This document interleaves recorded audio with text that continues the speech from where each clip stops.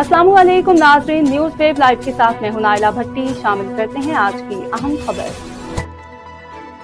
हैदराबाद से हमारे bureau chief Mumtaz Ali Soomro की रिपोर्ट के मुताबिक वज़ीर आला सिंध सैयद मुराद अली शाह ने हैदराबाद के इलाके लतीफ़ाबाद तमीम वाक़या हलाल रेड अस्पताल में CRTS सेंटर का इफ्तिताह कर दिया। तकरीब से खिताब करते हुए सिंध में मुतासरा बच्चों और उनके वालिदैन ने शिरकत की। वज़ीर आला सैयद मुराद अली शाह ने कहा कि आज इस शानदार मरकज़ को देखकर खुशी हुई। सुबह सिंध में मरकज़ राय आडम्स बहाली और तरबियत 2018 में कायम किया गया था।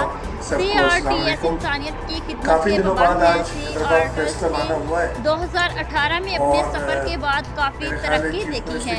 2018 में सूबे में एक एटम सेंटर था, अब ऐसे मराकज़ की तादाद 6 हो गई है। इन 6 मराकज़ में 600 अफराद ज़ेरे तरबियत हैं, जहाँ एटम से मुतासिरा बच्चों और बड़ों को तालीम के साथ साथ फनी तरबियत भी दी जाती है।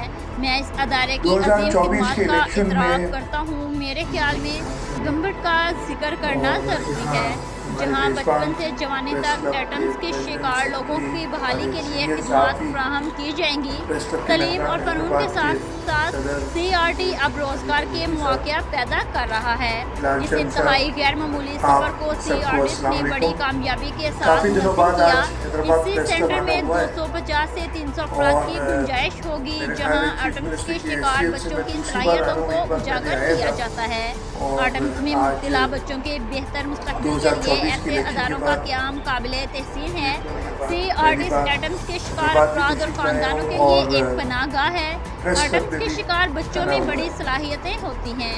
एटम्स के शिकार बच्चों के लिए रिहाइश और पार्क जैसी सहूलियात मौजूद हैं। ये अदारा एटम्स में मुब्तला बच्चों के लिए उम्मीद की किरण है। तकरीब में निसार खड़ू, सूबाई वज़ीर शर्जील मेमन, जान खान, नासिर शाह और दीगर ने शिरकत की।